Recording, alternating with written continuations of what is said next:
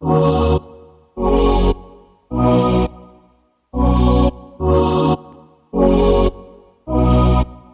avoir parlé beaucoup de dématérialisation avec les NFT, les doubles digitaux, on va revenir un peu à l'espace physique avec Séverine Redon, qui a créé HighFlow, un espace incroyable à Genève, et Brigitte Onkler, architecte brillante, qui s'est lancée dans la réalité virtuelle, qui a travaillé dans l'aménagement du territoire également à Genève. Donc on va peut-être commencer d'abord par Séverine, qui va parler de son espace qui a été lancé l'année dernière, c'est ça? On l'a inauguré en septembre, seulement septembre dernier, entre deux vagues Covid. On a pu effectivement lancer la programmation. C'est un espace qui se situe à Plan-les-Ouates, qui est une zone industrielle très près de Genève. Et l'ambition du lieu... alors, il faut savoir que c'est une association, HighFlow, qui s'incarne dans un lieu, avec une opportunité qui m'a été donnée d'investir cet espace. Donc, le bâtiment fait 10 000 m², HighFlow a investi 3 000 m². Et de cette opportunité, de page blanche finalement, en fait, j'ai essayé de connecter des environnements et des univers qui m'intéressaient, notamment de ramener de la culture. Étonnamment, parfois, quand je l'ai présenté au début, voilà, on m'a pris un peu pour une folle, mais en fait, se dire qu'à un moment donné, dans un écosystème industriel et économique, l'art a sa place. Et quand on mélange des scientifiques, des chercheurs, des artistes, et qu'on les confronte aux visions des entrepreneurs, des entreprises et aussi aux contraintes économiques, on peut faire émerger des discussions intéressantes. Et c'est tout ce qu'on fait avec toi aujourd'hui. Je te remercie de nous avoir invités, d'avoir l'énergie de cet événement physique. C'est génial. Et voilà. Et donc, en fait, cet espace...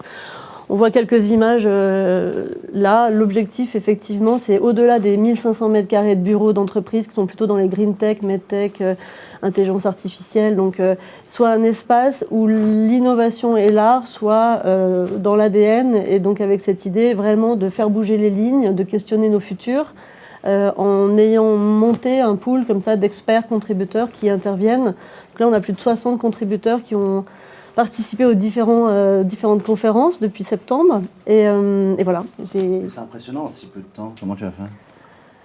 C'est l'intérêt de l'intelligence collective et du groupe et d'arriver en fait à créer des ponts, des passerelles, des rencontres. Moi, ce qui me stimule tous les jours, c'est de rencontrer des gens passionnants. Et donc, de l'un, on va vers l'autre. Et puis, aujourd'hui, j'en ai encore rencontré plein qui seront invités chez nous, j'espère, et qui viendront. Je ne sais pas si c'est impressionnant, en tout cas quand on est motivé, passionné et qu'on se lève le matin avec l'envie de faire, c'est plus facile, ouais. C'est ça. Parce qu'il y a vraiment la volonté que HighFlow, il est presque déjà devenu, mais qu'il soit un vrai flagship du canton de Genève, dans ce terrain assez unique justement de l'hybridation. Je ne sais pas si on a l'ambition d'être un flagship, mais en tout cas on aimerait vraiment être identifié comme une plateforme de rencontre spontanée, c'est-à-dire que ce lieu de convergence soit identifié par l'ensemble et pas seulement par nos résidents, que ce soit les entreprises de l'écosystème de Plan-les-Ouates, mais au-delà évidemment du canton ou du pays, ou enfin en tout cas on aime à rencontrer et à faire venir des personnalités de différentes nationalités, cultures, et d'apporter en fait cette richesse de points de vue qui peuvent s'opposer. Parfois, on a parlé d'impact, parce qu'on l'a pas dit, mais on fait venir des acteurs de la culture, de l'industrie et de l'académie, mais avec en lame de fond cette idée de l'urgence climatique. Et c'est beaucoup présent en fait dans tous nos sujets de réflexion. Et c'est vrai qu'aujourd'hui, le vrai sujet, ce qui est intéressant, c'est le rôle, l'impact de la blockchain, notamment sur l'environnement. Et voilà, en fait, on pourra toujours dire ce qu'on veut, c'est énergivore. Donc, qu'est-ce qu'on fait de ça et comment on peut pallier à cet impact négatif. Voilà. Et ça, c'est des sujets qui s'ouvrent et c'est sur lesquels on travaille. Excellent, oui, c'est vrai qu'on voit dans tous ces programmes vraiment l'idée du développement durable qui est transversale en fait, à tous tes sujets presque. Oui, c'est vraiment dans l'ADN aussi, ouais, effectivement. Non, c'est super, excellent. Et puis on a Brigitte avec nous qui est architecte, donc elle a construit notamment un immeuble super qui est à Genève, à côté de Tesla. Est-ce que tu as déjà un commentaire sur l'activité de Séverine avant de rentrer dans l'activité? Alors, je pense que c'est une idée fantastique qui aurait dû peut-être germer dans d'autres têtes, parce qu'il y a tellement de grandes surfaces à Genève, dans nos zones industrielles, où, oui, on reste à de la déco, tout simplement de la déco qui n'a qui ne dit rien, qui ne génère et ne fait rien. Et ça, c'est dommage. Et puis, ceci mis à part, aussi à l'extérieur, les zones industrielles sont souvent mal organisées, dans le sens qu'au lieu de faire des petits bouts de ville enfin ville entre guillemets, on ne peut pas faire des centres-villes à ces endroits-là, mais il devrait y avoir beaucoup plus d'arbres. Une grosse entreprise qui vient s'installer, on pourrait facilement lui demander d'entourer ou en tout cas d'arborer les parcelles, mais malheureusement ça se fait pas encore beaucoup. Les Genevois, en tout cas je vous parlais de Genève, que je connais bien, sont très frileux. Il faut vraiment beaucoup les pousser pour que les arbres et les plantations et la réflexion sur la manière de vivre soit pris en compte et pas seulement la rentabilité à tout crin de toute construction qui se fait. Alors pour ça, on peut venir au bâtiment que j'ai fait en VR. J'ai essayé d'aller assez rapidement. C'était il y a 3 ans. Je connais Salard depuis un moment et il était au courant que mon projet était bloqué par un recours qui a fini au tribunal fédéral. Donc 3 ans de blocage. Et comme je suis un architecte qui a un petit bureau, je faisais plutôt des produits pour un client où le client a toujours la relation avec l'architecte et non pas avec une multitude d'employés qui se passent le dossier, etc. Donc je travaillais souvent sur un dossier, voire 2, mais pas plus. Et donc on était complètement bloqués.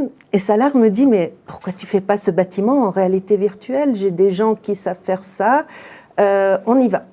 Et on a commencé avec des codeurs qui utilisaient Unreal et Unity.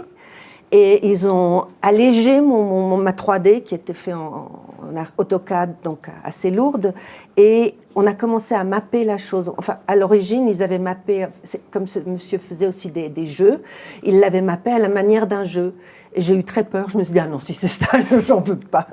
Après, on a réussi à trouver les matériaux, les lumières, la transparence des verres.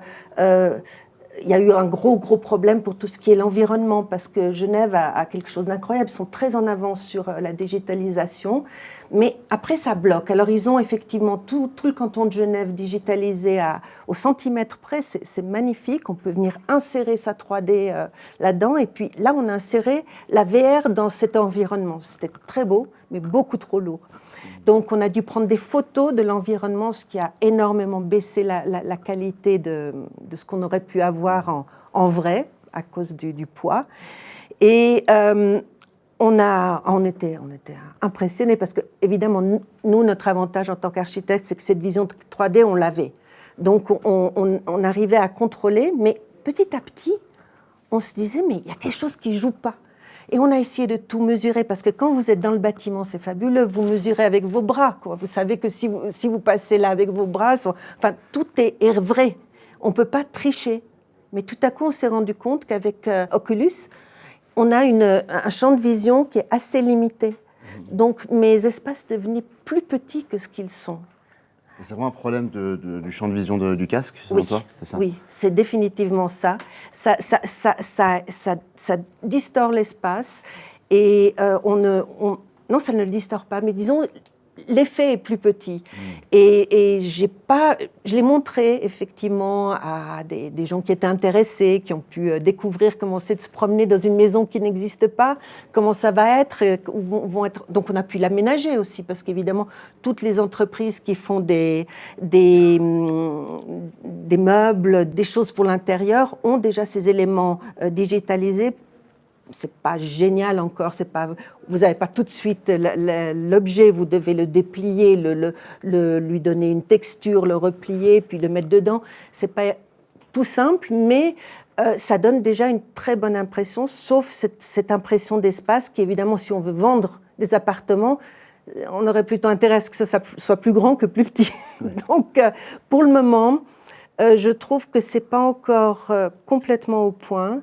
Ça peut être au point pour tout ce qui est l'urbanisme, parce que quand on arrive à insérer une maison dans un tissu existant et qu'on a des voisins qui ne sont pas contents, évidemment, comme souvent, ou bien des associations qui se plaignent, vous pourriez théoriquement insérer tous ces bâtiments, alors sans trop de détails, mais dans un environnement que j'ai vu que font Monsieur Koufous à Zurich, qui fait ça hyper bien, de manière très très fine, très bien détaillée. Donc on peut insérer ces bâtiments et on pourrait couper court à toutes les élucubrations que peuvent faire les gens au sujet de... Parce que voilà, l'architecte et l'urbaniste ont ce problème, c'est que depuis longtemps, on triche avec la 3D. on triche, on fait sortir ce qui est joli. Tandis qu'avec la VR, quand elle sera vraiment au point, on pourra vraiment mettre quelqu'un dans la rue, actuellement aussi déjà, et voir l'impact du bâtiment, les ombres projetées, la vision depuis les voisins, tout ça, ça sera juste. Et je pense qu'il y a un beau futur, mais il faut encore que ça avance un peu, que les angles de vue soient meilleurs. Mais il ne faudrait pas que ça devienne presque obligatoire. Par exemple, moi-même, j'ai vraiment de la peine à percevoir un espace juste sur un plan mais c'est sûr. comme ça. C'est incroyable. C'est que les architectes souvent oublient ça. C'est que très rares sont les gens qui savent lire un plan. Très rares sont les gens qui arrivent à mettre ça en 3D et à pouvoir s'imaginer. Et ça, les architectes oublient complètement. Ça, c'est sûr. Ça relève au niveau des promoteurs, peut-être, ou de la ville pour l'aménagement. Il ne faudrait pas que ça devienne obligatoire maintenant, les technologies Alors, existent. les promoteurs n'aiment pas trop parce qu'ils ont joué pendant des années sur la 3D, ce qu'on peut tricher avec une 3D. Donc, régulièrement, vous avez une maison en bande avec un magnifique salon, mais le magnifique salon, il est large comme ça. Quand vous le voyez en réalité, évidemment, il marque toujours. Ces images ne sont pas contractuelles. Oui.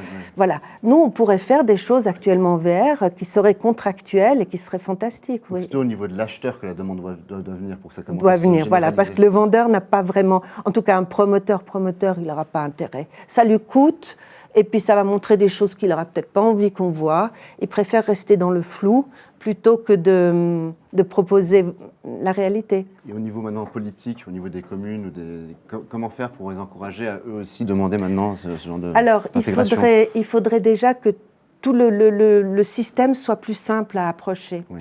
Il faudrait qu'on ait beaucoup plus de codeurs ici, qui puissent travailler avec les architectes. Il faudrait, oui, mais comme on disait, il faudrait que la demande vienne du client.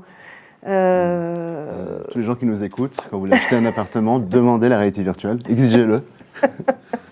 Voilà, donc pour le futur, je pense que ça sera bien parce que déjà actuellement, on a pu donc mettre des sièges, une cheminée avec le feu, la vision à travers l'idée qu'on peut par exemple être sur son balcon et puis voir en bas ce qui se passe.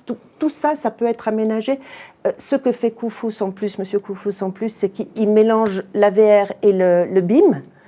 Ce qui fait que vous avez effectivement, une fois que c'est construit, vous pouvez avoir une sorte de, comme ils appellent ça, digital twin, mais avec toutes les questions techniques encore mélangées dedans, ce qui fait que vous allez peut-être voir, en vous promenant dans votre maison, vous verrez où passent vos tuyaux, vos tuyauteries, où est votre isolation. Disons que les choses seront beaucoup plus simples pour la réparation.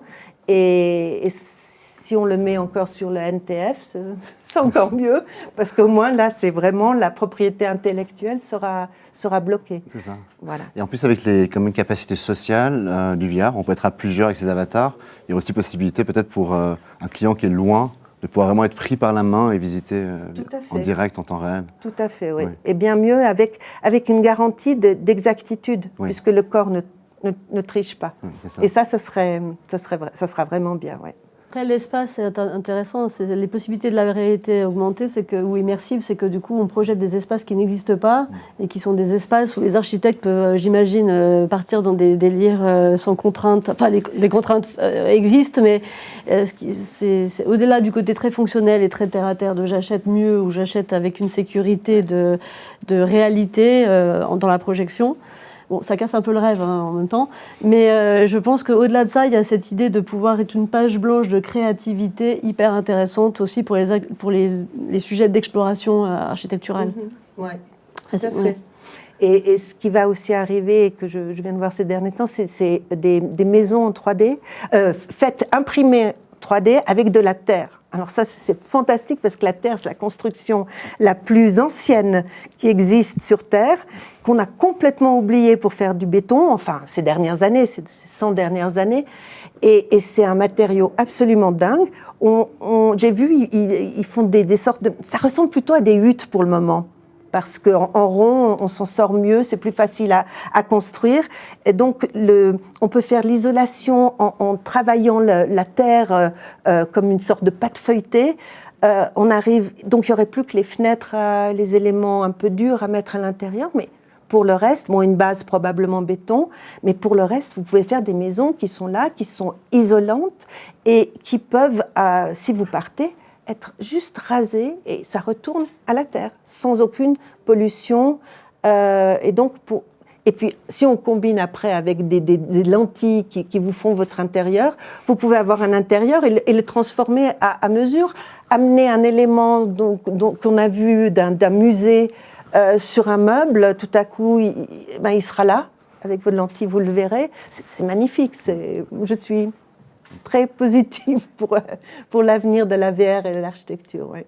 Super, c'était fascinant, merci. Maintenant, on va voir si le public a des questions. Est-ce qu'il y a des questions du côté du public? Ce qui sous-tend en fait les deux présentations, c'est la question du corps aussi, c'est-à-dire que finalement comment on perçoit l'espace et qu'on peut percevoir l'espace quand on s'immerge dans la VR, on n'a pas tous la même taille, la même corpulence, etc. Donc évidemment l'environnement spatial, il est différent et là on s'aperçoit bien aussi que finalement cet environnement il doit s'adapter aussi à notre propre mesure du corps. Et je voulais savoir aussi par rapport à iFlow, comment est ressenti les relations corporelles qu'il peut y avoir entre les artistes et puis les entreprises, parce que c'est évidemment des corps différents. Oui, c'est des corps différents, effectivement, et qui n'ont pas trop l'habitude de se mélanger. Mais le cocktail peut fonctionner, en fait, c'est ça qui est intéressant. On essaie de développer des résidences. Donc là, on avait un artiste en résidence qui a développé une installation en multimédia. Le fait de rester 2 semaines, et donc on n'a pas parlé de l'architecture du bâtiment, donc nous on a travaillé avec un cabinet qui s'appelle ICRA et c'était vraiment un binôme, on a travaillé ensemble main dans la main pour arriver à accoucher de ce lieu et le point de départ c'était de dire il nous faut absolument un point névralgique comme le cœur en fait pour que ce lieu soit vivant. Il est incarné donc par le café et l'espace d'exposition, donc naturellement l'artiste en résidence est connecté en fait aux usagers. Et pour peu qu'on fasse cette mise en relation, parce qu'effectivement les entreprises pour le coup elles ont souvent la tête dans le guidon, leur priorité de rendu et elles sont moins ouvertes à cette idée de sortir 15 minutes pour aller rencontrer l'artiste, elles le font malgré elles en fait, parce que du coup il y a un café, il y a des moments volés comme ça qui se font. Donc les corps se mélangent si on les remue un petit peu, voilà. Excellent. Et puis, bon, ici à Crans-Montana, on a vraiment la chance aussi d'avoir, en termes de territoire et d'architecture, quand même quelques objets assez spectaculaires. Je pense au Chetsteron, à la Fondation Opale, qui offrent justement des territoires vraiment, vraiment intéressants. Super. C'était vraiment un honneur de vous recevoir, mesdames. Merci beaucoup. Merci à toutes.